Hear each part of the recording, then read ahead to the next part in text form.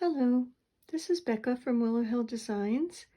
How is everyone doing? I hope everyone is doing well. We are having a kind of an Indian summer here, which is really nice. The summer flowers seem to be happy. Most of them are still doing well.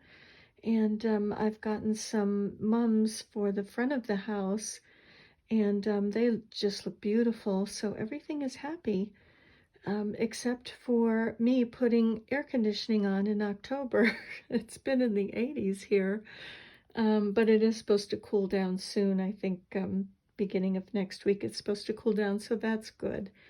But today I am sharing the prompt for trim for Roxy's Journal of Stitchery Volume 4.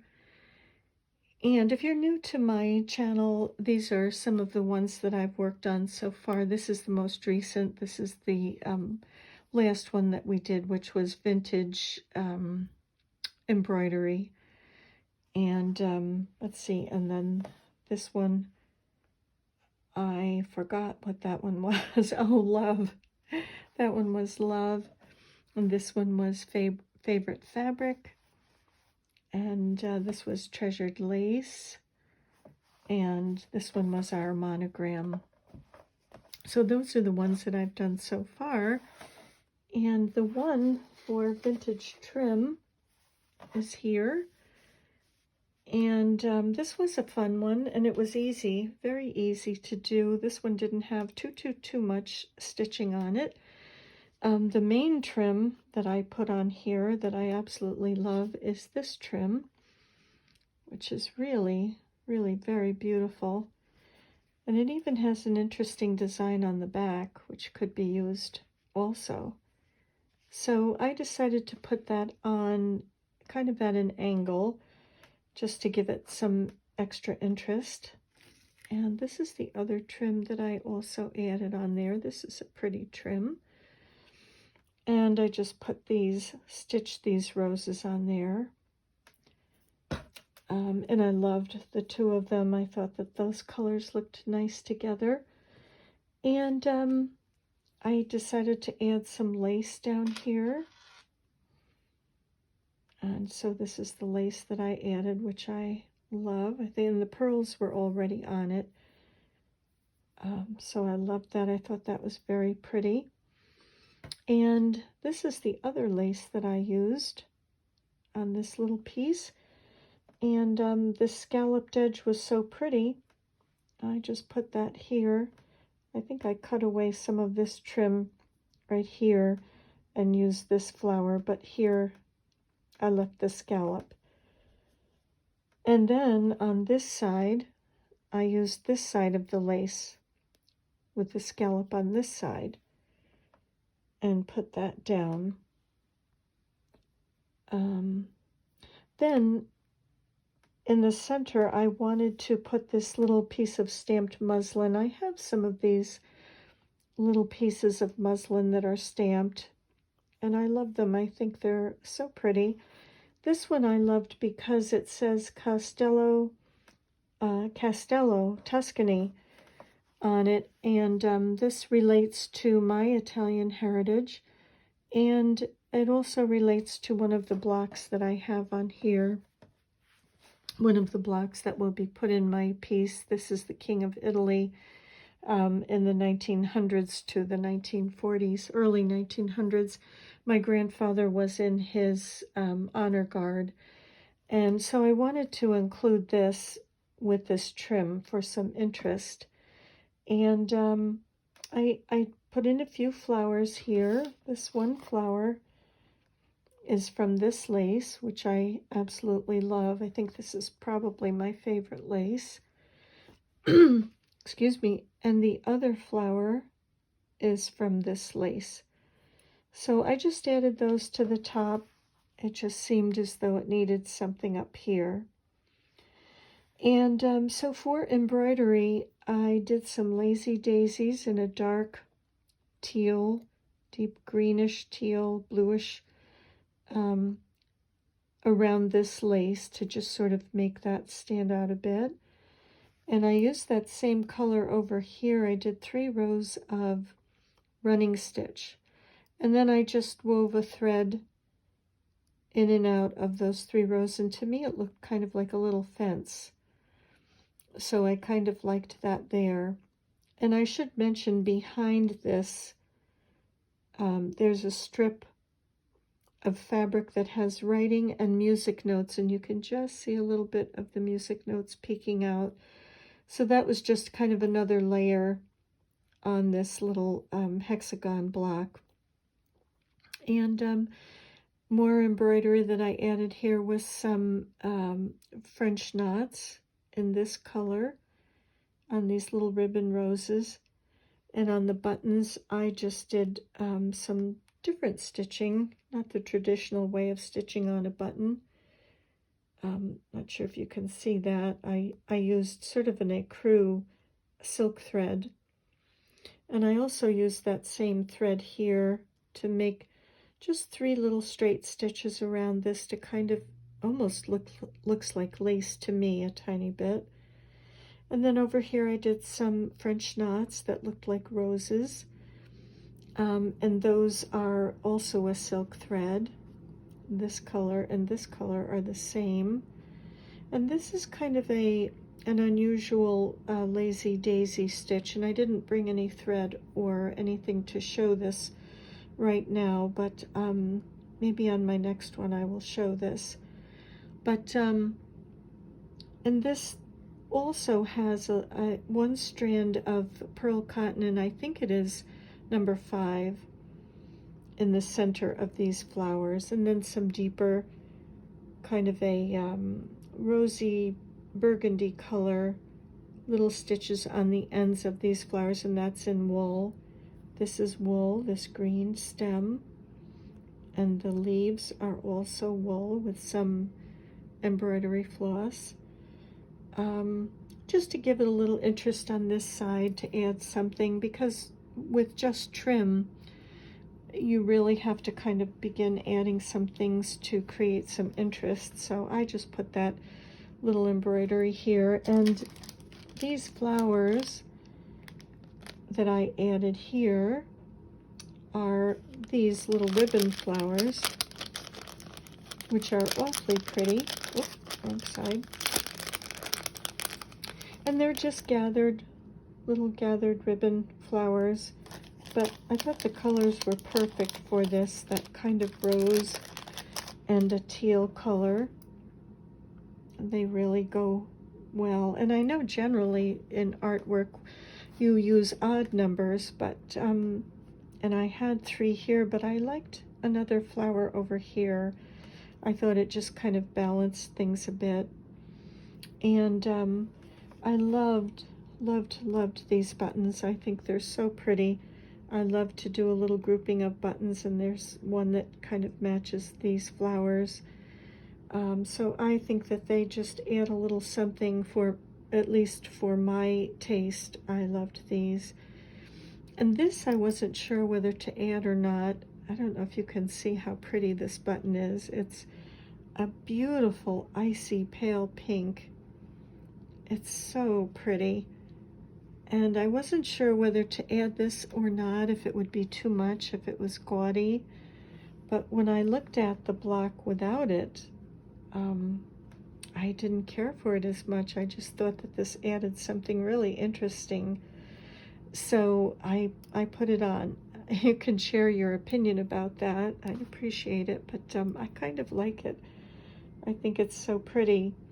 So I think that's everything that I did on this block. This was fairly easy, just invisible stitching everything down, and then doing the embroidery on, and then adding some elements for interest. And then lastly, of course, I had this backing, and these will all be applied to an old quilt, a piece of vintage quilt that I find is very special. And I'll just share quickly, before I go on, I'll just also say that Margaret Camilla, Peggy, had asked to see my Quiet Village quilt, which I had referred to in my last video, because this is Castello, Tuscany, I mentioned that I had made a quilt about featuring a hillside village in Tuscany, and I will tack a little video on the end of this video if I can of that quilt, so feel free to click off afterwards if you're not interested in quilts, but I thought I'd give you a heads up ahead of time in case you want to just leave. But the next prompt that we have is nature. And when I think of nature, well, this was my inspiration. I'll just start there, that this was my inspiration. This is a heart-shaped little pillow with embroidery. And I look at that and I just think of nature. It just speaks of nature to me. I think it's beautiful. So I drew my hexagon on the shape, the size of my hexagon, and then referring to this, I tried to sort of duplicate something like this little scene, and hopefully I can when I add the embroidery to it. So I'm thinking that I will do something like this for nature. And so I drew this on my little hexagon block here, just kind of trying to get the same feeling that was in that little picture. I added some geese up here because I've been hearing flocks of geese going overhead, flying south, and I love to hear the geese honking as they go overhead. It does definitely bring images of fall and corn husks and pumpkins out in the field, so I wanted to add some geese. So originally I was thinking I would embroider the whole block, just like this little picture here, embroider everything. And then I wasn't sure. I thought maybe I'll add some wool. And so I did pull some wools from my stash. And this is a flannel. So I was thinking that that might be nice for the house. That could look like boards on the house. And then I was thinking of this color for the roof.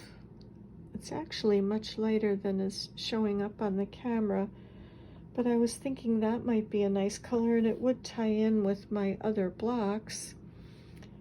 So that I was thinking would be nice for the roof. And then I wasn't sure. This is a piece of flannel that I used for a quilt for one of my grandchildren, a scene. And I was thinking maybe I would put that in the background of the hexagon, a sky. Wasn't sure if I should do that and then add the house. And I was thinking there are no mountains in this little picture here, but I was thinking it would be nice to add some mountains in here, but again, I don't know. And I wouldn't do a lot. I would just have a little mountain showing. Let's see, I think I drew them in here. A little mountain here and here, somewhere in the background there. So I may add the mountains, I'm not sure.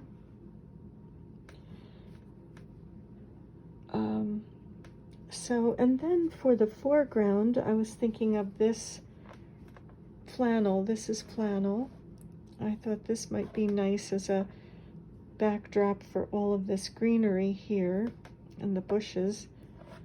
So I may use that. And I also have this little piece of wool, which is a plaid, but this little sort of yellow and green piece here really looks nice with this. You could probably create a hill with that. So that's a possibility. And this might be a nice idea to cut a shape and use in front of the house for these bushes, for this large bush of whatever that is, maybe roses or something. Let's see, are there any other colors? Now, at first I was thinking of this also as a roof. This was given to me by Barbie of Nellie and Ruth Designs, and that's kind of interesting too, although that is a would be a different shaped house. But this is a weaving given to Barbie by her friend, and I do think that is beautiful. So I thought of that, and so probably going with something like this. And at first I was going to just use this piece of fabric. This to me speaks again of nature. And I thought I would embroider these elements on here, but I thought, oh my gosh, that would take me forever. And or even if you did some, I mean, I could do some, but they're so tiny, you'd have to use 1 or 2 strands, and I don't know, I think that would take quite a long time. So I'm not sure about this. I have used this for pillows in our great room, the navy version of this. So I wasn't sure, but there is a little, I love this little beaver, and so I'm thinking of adding this little beaver. I'd cut him out and use some fray check on the edges, because this is a very coarse fabric. It's a canvas, almost a canvas type. It's a home deck fabric. And I was thinking I would put him in the foreground here.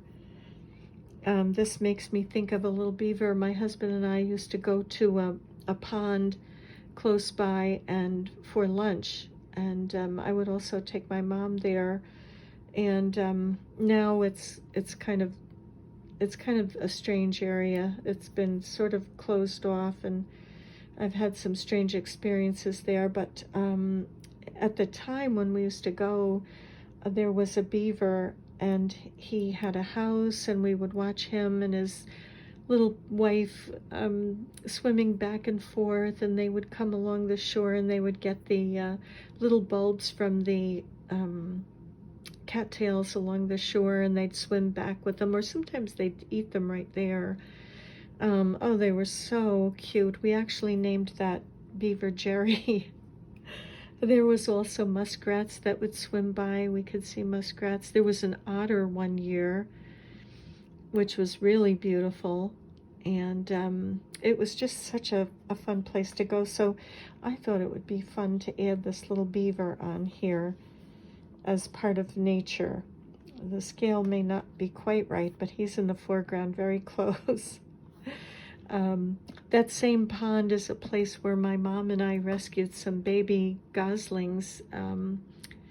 We had been there probably we had gone for dinner. Her and I had gone to sit up there, and we were probably there from 4 o'clock till around 7 or 7:30, and these little goslings were right by the shore, and they stayed there, and they were alone. There were 4 of them, and you just never see that. You never see a baby goose alone. Usually they'd be up on the grassy part of the shore walking with the babies or swimming, and they were there for 3.5 hours alone. So I began to think that maybe something happened to the parents. There are coyotes in the area, and foxes, so I wasn't sure. So we went home, and I got a box, and my husband said to me, "You'll never get those geese, the baby geese, in a box." And I said, well, I'm going to try. I went back up to the pond, my mom and I, and I put the box down on the ground, and the little geese just went right in the box. And I don't think they were more than a week old. They were only maybe 4 inches, little tiny things. Maybe 4 inches, 4.5 inches. So they all got in the box, and I kept them overnight, and then I called a wildlife rehabilitator the next day, one that we go to a lot. we've had many different little birds that we've rescued and taken care of until they were ready to be released. And this person has an aviary, and so she took the geese willingly. And I would check on them weekly, and they all were fine, and they were released. So there was a happy ending to that story.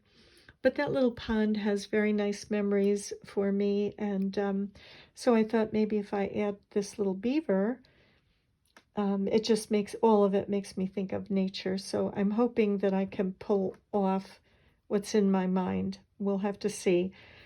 My one thing that I'm not certain about is, will I just do the house in wool and then leave the rest muslin and just do the embroidery on top, or will I put the fabrics, the sky and the foreground down as well? So I don't know. I'll wait until I cut everything out and see how it looks. But anyway, thank you very much for joining me, for your time today, and for joining me on this journey. And hopefully I will be able to add a snippet of that video of my Quiet Village quilt, which was actually in McCall's Quilting years ago. It was a 3-part series. And I'll share that with Peggy. So if you'd like to click off now, that's fine. And I'll try to add that, Peggy. So thank you very much, and see you soon. Bye-bye. This is my Quiet Village quilt, depicting a hillside village in Tuscany. And I'll give you a close-up of the village. There's some embroidery in this quilt, some slow stitching, I guess, along the church, along the wall at the top. And there's a tree in the village. And I used many different techniques in this quilt. The flowers are pieced and the leaves are appliqued, and those little diamonds that come together and between the blocks are curved piecing, and the ones in the border as well, not curved, those are my bias curve technique, and they come together. Those are 4 squares on the corners, and then the bias is curved back to create some nice curves. This quilt was featured in McCall's magazine as a 3-part series, and it is definitely one of my favorites. Thank you for watching, and I'll see you in the next video. Bye for now.